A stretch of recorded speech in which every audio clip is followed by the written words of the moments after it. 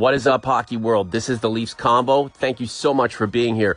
My name is Norman James. We're going to join Mike Augello momentarily to break down Game 1 of the Stanley Cup Finals between Vegas and Washington. Can you believe this? The Golden Knights 3 wins away from winning the Stanley Cup in their first season.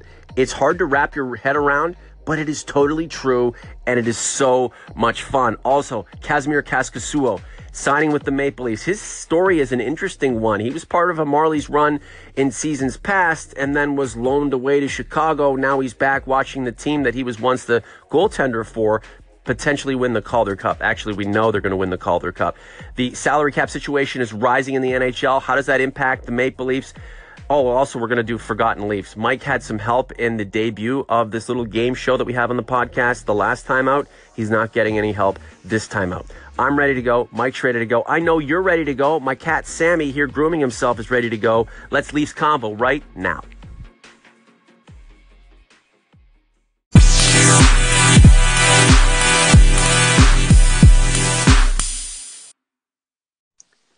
And we are joined by the legend himself, the one and only Mike Augello from Buffalo, New York. Hello, Michael. And boy, was that Game 1 of the Stanley Cup Finals between the Vegas Golden Knights and the Washington Capitals an absolute madhouse. I loved it.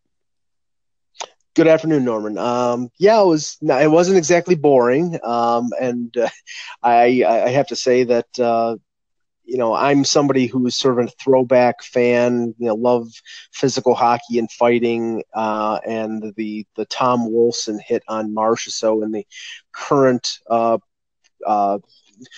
way the NHL is played, it sort of incensed me because that being a 2-minute penalty when, a guy goes to the dark room and is probably a little concussed, when other hits from other players probably would get suspended. I was a little upset at the NHL. The fact that he didn't even get a hearing for suspension, I was not in favor of that. But it is what it is. What can I say?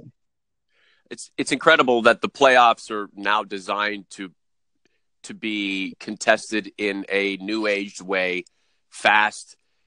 Speed, quick, agility, lots of skill. But as the playoffs progress and these players actually get sloppier because they become more tired, right, you see a lot of the nuances and the subtleties of the game revert back to the way they were, not because they're meant to be that way. It's because human nature and the way the games devolve end up becoming a little bit more of a shit show, but it does make for better entertainment. And at the end of the day, these guys are playing a lot of times more with their hearts than their heads or their physical abilities. Yet here we are, one game into the Stanley Cup Final, potentially 6 to go, potentially 3 to go, and the Vegas Golden Knights in their first year of existence have a lead on the Washington Capitals. Who'd have thunk it? Yeah, it's funny because I was talking to a fellow reporter who both he and I were in Chicago at the NHL draft, and the NHL awards were going on while we were in Chicago, and obviously the awards were interspersed with the announcement of the Golden Knights franchise, and we were looking back on that and saying, this team isn't going to make the play. This team isn't going to be in the running for Rasmus Dahlin. They're not going to be in the running for the Stanley Cup. And everything has just worked out phenomenally well for Vegas. And you have to credit, George McPhee and Gerard Gallant and the players. And everything has been great. And I was going to write something and then decided against it for Hockey Buzz about how there is a segment of Leaf fans who are probably irked at the fact that it's been 51 years since the team has gotten to the Cup Final, but that's not the fault of the Vegas Golden Knights. That's the fault of the Maple Leafs organization. That's the fault of Harold Ballard and Steve Stavro and the Ontario Teachers Pension Fund and general managers and coaches and players. That's not the NHL made the rules. Vegas chose the players. They took advantage of the system, and they're in the Stanley Cup Final. And I think it's a great story and it's entertaining. So enjoy it. What is that like, Mike, when you're confronting these story ideas by yourself? Does this get like Hunter S. Thompson-esque? Like, do you head out into the back with a shotgun and just light it up and then get back to your typewriter with all these great ideas? Like how does that process go? Because you decided against writing this story that correlates the Leafs drought with this meteoric rise of the Vegas Golden Knights. And of course you're going to have, I've seen tweets or I've seen comments on social media. The NHL has it out for Canadian teams. Come on, man. I actually, with this process, one morning, after having my morning coffee, I just decided to tweet out a abridged version of what I just said. And the reaction I got from some Leaf fans were, like, don't tell me what to think. And I'm like, I'm not. I'm just saying this is my opinion. And, that really the success of Vegas has nothing to do with the franchises like Buffalo and Vancouver, who haven't won since the inception, in the introduction into the league since 1970, or the Flyers, who haven't won in 43 years. I mean, the Leafs, they haven't been to the final in 51 years. That's why I think there are some Leaf fans that are more acutely upset or not on the bandwagon when it came to the Vegas Golden Knights. But again, that's the fault of the Leaf organization. But we know that in the last few years, things have been rectified and straightened out by Brendan Shanahan and the group that he's put together. And I'm fully confident that in the next half decade to decade, we're going to see the Leafs in the Stanley Cup final and hopefully win a Stanley Cup. Half decade to decade? Well, you think the Leafs journey towards the final is another potentially 5 years away, maybe even 10? I know you're just throwing out years. I do that all the time, and it doesn't necessarily make a lot of sense. I think I'm being more literal than I am figurative. But 5 years, boy, I'm thinking 5 years. They've already won a couple, and they might be tearing things down a little bit. Well, I mean, think of it this way. Right now, your core group, if you were talking 5 years, that means Austin Matthews is 25. William Nylander and Mitch Marner are 26. They're so young, eh? That's right. Right. So they're so young. And as we've discussed on the convo before, there are areas of this team that really need to be addressed. And even if they address them by internally by adding Timothy Liljegren and Travis Dermott, you're talking about an 18-year-old defenseman and a 21-year-old defenseman. So I'm just gauging them being all in their early to mid 20s, and that's usually when these teams are competing. When their core players are that young, when they're competing for a Stanley Cup. This is the Leafs Convo. Mike Augello in Buffalo, York, Norman James in London, Ontario. Really glad to have you aboard. Thank you for everything you've done for us and by extension yourself through the YouTube channel. It is incredible the amount of views we're getting, the subscribers. We appreciate it so much, but we think it's going to be worth your while. So thank you. Go tell your friends, and let's just keep growing this thing. And let's just have this incredible movement going into the next Leafs season. All of us together just talking about Maple Leafs, man. We'll move on to the Maple Leafs' latest signing in just 2 seconds, Mike. And, of course, are you ready for Forgotten Leafs? I mean, you were 2 for 2 the first time, Mike, and I helped you out on the second question. I'm not helping you this time. Are you ready for Forgotten Leafs? I'm prepared, but nobody's perfect, so we'll see. Yeah. Well, you are so close to perfect, Mike. Vegas, you are, man. You do such a great job. I'm such a big fan. And I'm just so honored to be working with you on such an incredible project with so much potential. So the Vegas Golden Knights, if they win this thing, what does that do anything for hockey in the United States? Or is that something that will resonate more with that local market? Or is Vegas just so much fun, but so superficial, and where the optics mean more than the intangibles or the reality of how people feel down there? Is this just going to be another opportunity for people down there to party and be excited? Or do you think this will have a lasting, true, authentic effect?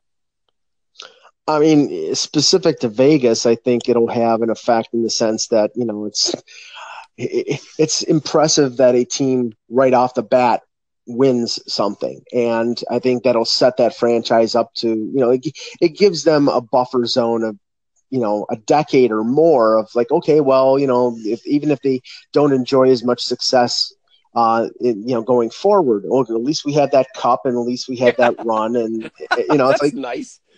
Yeah. I mean, it's nice. it's something.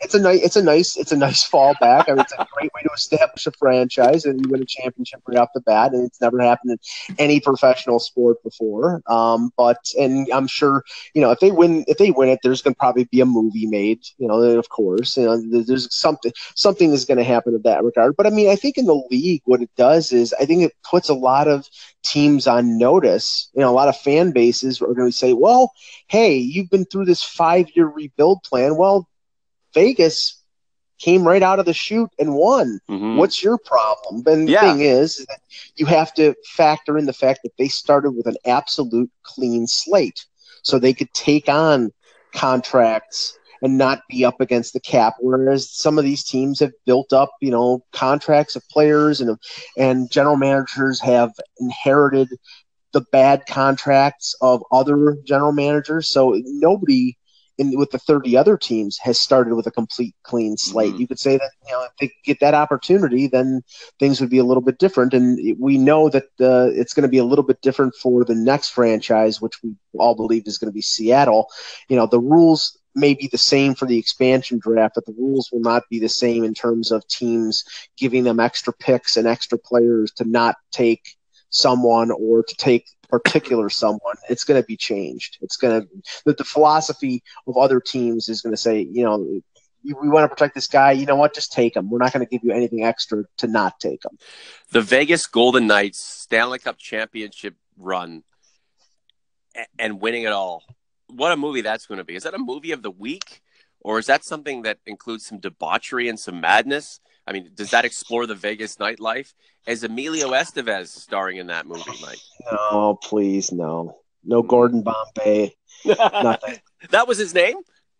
Gordon Bombay, yeah. Yeah, I'm sorry. I don't have Mighty Ducks tattooed on my lower back, Mike. It's just one of those movies that I watched that. Oh, okay. I've never watched that movie from beginning to end. I just know from other people telling me his character name was Gordon Bombay. But I saw 5 minutes of it and I'm like, this is crap. I'm not watching it. I'm a Slapshot guy. I'm not going to watch. Slapshot. Ducks. Slapshot. What was the movie with Rob Lowe and Youngblood? Youngblood. Racky. Remember Racky? That guy, the fighting guy with the beard, and Patrick. Come on, man, the dancer. What's his name? The guy was in. Patrick Swayze was in that too, right? Keanu Reeves was the goaltender, and you had who he was. Yeah, that's amazing. Yeah, I've got Steve Thomas were in they had bit roles in the movie. I've got to brush up on my sports film information and maybe sit down and watch some stuff. I don't know. Does Netflix have anything good? That's a good question for people who listen to us. Message me through the YouTube comment section. I always check the messages just to see if I can interact and push the comments or the conversations further. If you guys have any good hockey movies, sports movies that you want to recommend to us, that'd be great. You can also do that on Twitter at I Am Sports Heart, at Mike and Buffalo, at the Leafs Convo. So the Leafs sign up goaltender Kasimir Kaskisuo. Interesting story about this cat. He played for the Marlies, and he went on a run with the Marlies. They didn't get to where they wanted to go. Then they loaned him away, and the team that he had played for and probably wanted to be a part of goes on this amazing AHL Calder Cup run that continues to this day, and he's not really a part of it. What's going on?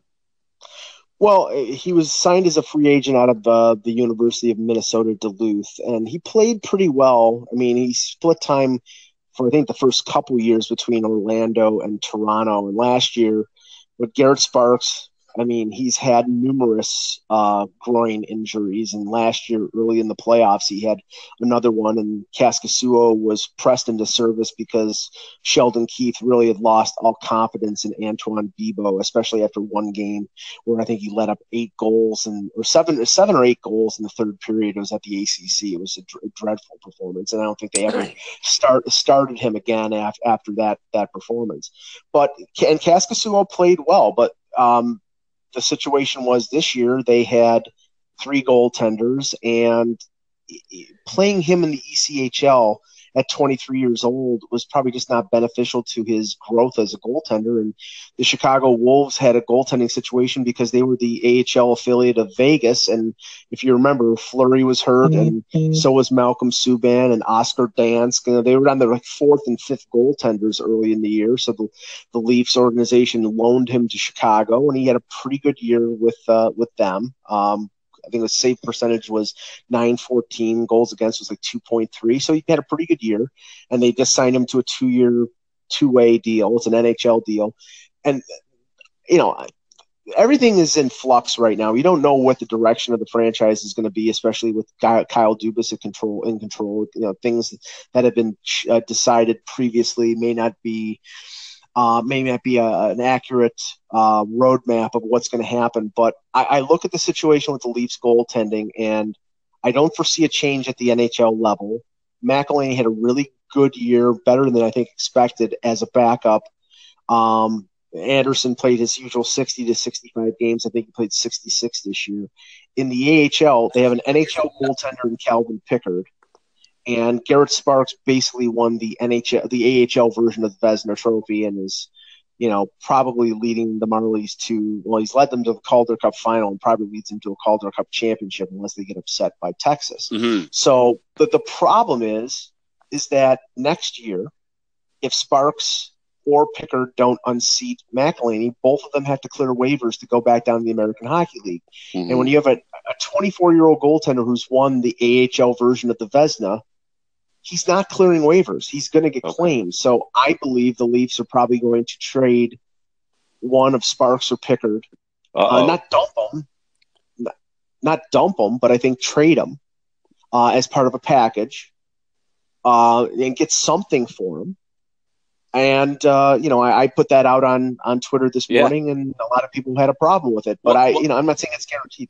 Okay, Mike, you know that fans fall in love with their sports heroes because these sports heroes do amazing things for them within the sports setting to ignite a lot of passion and a lot of excitement. And it's not just about a person wearing a numbered jersey who commits great things that you get excited about, and then once it's all done, you forget about that individual performing.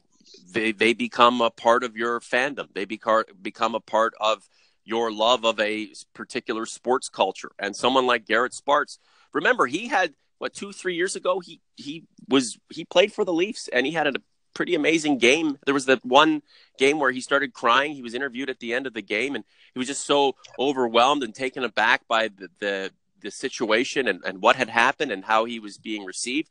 It was a really amazing moment. I remember tweeting out some video on my old Twitter account that I fell in love with the guy right there instantly. It was amazing. And now here he is toiling in the minors, leading the team to that Stanley Cup 2, and you're going to have a lot of discussions, a lot of possibilities open up among the fan base where Garret Sparks becomes the number 2 to Freddie Anderson in the seasons going forward, because he's earned it. He's earned it at the minor league level, and you have the historical tie with his cup of coffee in the NHL a couple of years ago. So people are, again, they grow attached to the person. They grow attached to that personality, and anytime a discussion takes the direction of, well, that personality has to leave in order to help the franchise as a whole, it's not a non-starter, but that's a difficult place for some people to go who've put their hopes and dreams into a particular player. Yeah, I mean, he had a shutout in his first NHL start, and it was a great debut. But then he got hurt later on in the season. And when he came back, it was at the time that the Leafs were in full tank mode, and he didn't play well. And some people thought he was not 100%. And you know, in a sense, he helped get Austin Matthews by not playing well down the stretch. He's been a good goaltender, and this year a great goaltender at the AHL level. He's 24 years old. He's under contract for another year. And it's just a situation where, I mean, the simple solution might be if he beats out McElhinney at training camp, then they send McElhinney through waivers, and either somebody claims him or he goes to the Marlies, and he's basically the goaltender emeritus for the Marlies, a 35-year-old goal backup in waiting. But I see value in Sparks. I think he can be. I think he is an NHL goaltender now, and with the depth of the organization, besides Pickard, they have two draft picks in Joseph Woll and Ian Scott, who they've drafted over the last couple of years, who are in development. They're deep in terms of numbers in goal. And there are teams out there that we know of, like Carolina and the Islanders, to name a few, that are looking for goaltending help at the NHL level. So, I mean, it might be an opportunity where you're stacked, or you have good depth at one position, and we know the other positions that the Leafs are in need of replenishing. So, I'm just saying there's a possibility there that he gets moved. I'm not saying it's a guarantee, but yeah, for Leaf fans out there, I understand you wanting to see Sparks as a developmental piece going forward, but this is what organizations do. Yeah. They have players and they move them. So they might trade them, they might not trade them. I love all the guys. I want to have them all over for a big swim party and a barbecue, and we'll play lawn darts afterwards. Maybe have a couple of cold ones. But if one of them has to be moved out in order to make the team better, then do it. Look. And this is where fans are going to face a real conundrum at some point in the near future. Their beloved Kyle Dubas finally ascends to the GM's post. He deserves it. He's going to do a great job. I love the team that he's put together. And then a player who they wanted to see freed under a past regime gets moved out by Kyle Dubas. Are you going to side with Dubas and in the understanding that player needs to be moved out for the betterment of the team, or now are you confronted with this, this inner struggle? Whoa, the Messiah has just disrespected the player that I think is so fantastic and that I've fallen in love with. What am I going to do? Look, you just have to understand that these guys, they come, these guys, they go. And someone like Garret Sparks, look, if he were the second coming of Patrick Waugh, or if he were going to be the goaltender of the Leafs' future, I think he would have proven that by now. However, maybe he's taken a few extra years to season, and this is a real catapulted situation for him as time goes on. What I'm getting at is you fall in love with these guys, but you have to be prepared to move on from them or stay in love with them while they're wearing another jersey. Just to further this discussion, if you want to take a break from yelling at Mike on social media, you can check out one of our podcasts from May 21st. That was the published date. The Leafs Convo, Marlies Mania, Lucky in Vegas, trade Sparks in Toronto. So that's something else that you might want to listen to give you some more, just some content and context into this particular discussion. Mike, I don't want to keep you too much longer, but I think we should do Forgotten Leafs, and I also wanted to talk about the expanding or increasing revenue situation for the NHL, and I'd like to maybe just get into a little bit about how the salary cap is going to, give opportunity to teams that want to spend a little bit more money. Are you ready for that? I am ready. The Leafs Convo started with Mike and Norm just a few years ago, but it's you who will take this podcast into the future thanks to your amazing support. We'd like to offer special recognition to Dr. Faisal Rahman of London, Ontario, for his dedication, commitment, and contribution to this podcast. Dr. Rahman has been a major backer of sports projects, ideas, and innovations throughout London and beyond. His involvement in helping the growth of the Leafs Convo is not only appreciated, but a true honor. Thank you, Dr. Faisal Rahman.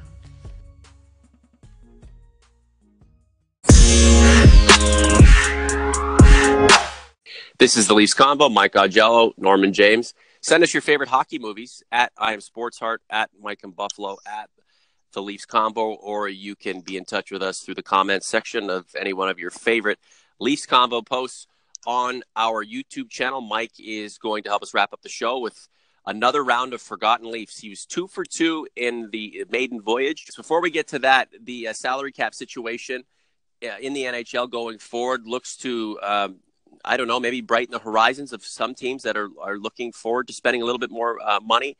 Reports suggest that the salary cap will rise from $78 million to $82 million. Does this have any effect on our beloved Maple Leafs at all? Well, I mean, the Leafs going into next season have a sizable amount of cap space. Now we realize that that's going to be sort of a 1-year window, because then the ELC the entry level contracts of Austin Matthews and Mitch Marner will end, and then their extensions will kick in. So, but right now, I believe it's around $22 million that they would have in terms of cap space at the $75 million salary cap. So if the cap goes up, and let's just say that the range that you mentioned, let's say it's smack dab in the middle and it's 80, because usually there's some negotiation between the PA and the league. That's a $5 million increase. That allows, say, the Leafs to add a $5 million player that they otherwise wouldn't be able to. So, I mean, if there's a 1-year stopgap, like a Joe Thornton type of center that they want to go after, or maybe sign a defenseman for 1 year, I mean, that allows them to do that and not impact them negatively. So, but their problem is that it's 2, 3, 4 years down the line where they have these new contracts, the extensions for their core players, and if they do go out and sign somebody in free agency like a Tavares or a John Carlson or somebody big like that, that probably means that somebody who gets signed would normally get signed long term probably has to be moved to clear the space for that player. If we're struggling now with which players we love the most, wait till we are confronted with the decision over which to keep and which to send off, and which not to re-sign. I apologize, my earbuds keep falling out of my ears. But hey, that's a not live podcast for you. Decisions need to be made here, and Kyle Dubas is the guy I entrust with making the proper decisions. The decisions that involve a lot of forward thinking and a lot of creativity. I'm really excited to see what this young man can do running the good ship Maple Leaf, because at the end of the day, let's just go win a Stanley Cup, man. Let's take this team to levels it's never been to before. Vegas could go ahead and win the cup in its first year, and wouldn't that be funny? Excluding itself from a lottery pick and truly needing those lottery picks to build the team the proper way after this aberration concludes. Mike, before we go, we have to play Forgotten Leafs. Are you ready? I am ready. Okay, well, here we go. No, I'm not helping you this time. I'm not okay. helping you. Drum roll, please. Oh no, sorry. Our drummer. Oh, thanks, Mike. Our drummer's actually outside having a smoke right now. So. Okay, so I played 41 games for the Leafs in 79-80. I was picked up from the Colorado Rockies that season. And I played a full season for the Maple Leafs in 80-81, and then 69 games for the Leafs in 81-82. I had 20 goals for the Leafs that abbreviated season. Then I scored 40 for the Leafs, so one of the Leafs' few 40-goal scorers, and then 18 in that 69-game 81-82 season. I had 203 penalty minutes in that 69-game 81-82 season. So he played never a full season, but he played 41, 77, and 69 games for the Maple Leafs from 79 to 82. Who is he, Mike? That would be Wilfred Paiement. Do you have Hockey DB open like I do? No, but I just what gave it away was Colorado, and he was part of the Lanny McDonald deal, the infamous Lanny McDonald deal, and he was a former top 5 pick of either Kansas City or Colorado, and he was a very good player, but then he got moved from Colorado to Toronto, and then from Toronto to Quebec for Mirko Freecher. Mirko Freecher, there's a name. Yep. I don't know if he would be the right player to help us out with Forgotten Leafs, because while he is obscure, I'm not exactly sure he's famous. And Wilf Paiment's famous for another reason, Mike. What do you think that is? He wore number 99. There you go. Mike Augello. The guy's on fire. All right. Yeah, and I'll give you one more. The other person to wear number 99 is Rick Dudley when he was playing with Winnipeg, I believe. Does Rick Dudley work for 20 teams right now? Because it seems like he's worked for everyone, and he's just about everywhere. Is he a member of management staffs of 15 to 20 teams right now? It's been that throughout his career, but right now he's strictly working for Carolina. Oh, good for him. Good for the Canes. Okay, and our second forgotten Leaf. This should be really easy. 2015, played 6 games, had an assist, 2 penalty minutes. Couldn't wait to get the hell out of here. 2015, played 6 games. He had an apple, 2 penalty minutes, and I think he left Toronto with his whole diatribe, giving advice to the fan base to hang in there, and it was really sad. It was when the Leafs were just at their worst and they're low, and this guy didn't even want to be here. Was that Ole Jokinen? Ding, ding, ding, ding, ding. Congratulations, Michael. That's a real blast from a sad past, you know? Yeah.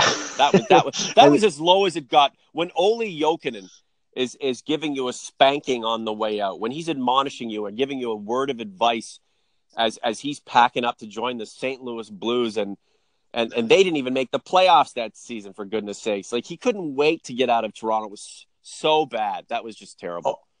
Ole Jokinen was asking to be traded as he was flying in. That's remarkable. We haven't even talked about the Marlies, Mike. How about you give us a little assessment on what's going to happen with the Stars and how you think that series is going to play out? You got 90 seconds. Well, the Texas Stars did win Game 6 against Rockford yesterday, so it will be Texas and the Marlies starting on Saturday.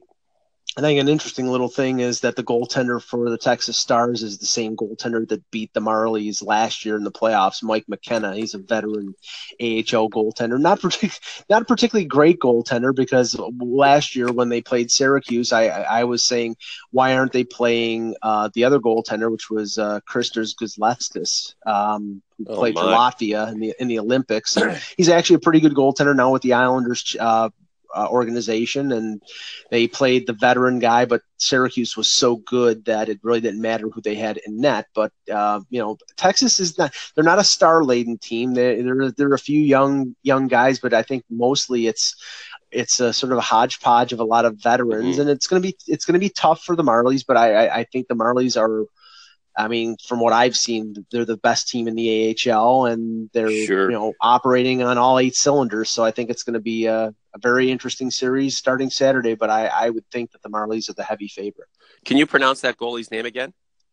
Yeah, Kristers Gudlevskis. Kaskisuo. Again, go for it. Let's do. We'll dueling crazy name goaltenders. Yeah, Kasimir Kaskisuo. There you go. That was a lot easier by contrast. Mike, thanks so much for your work. Have a great day, Mike. Thanks, Norm.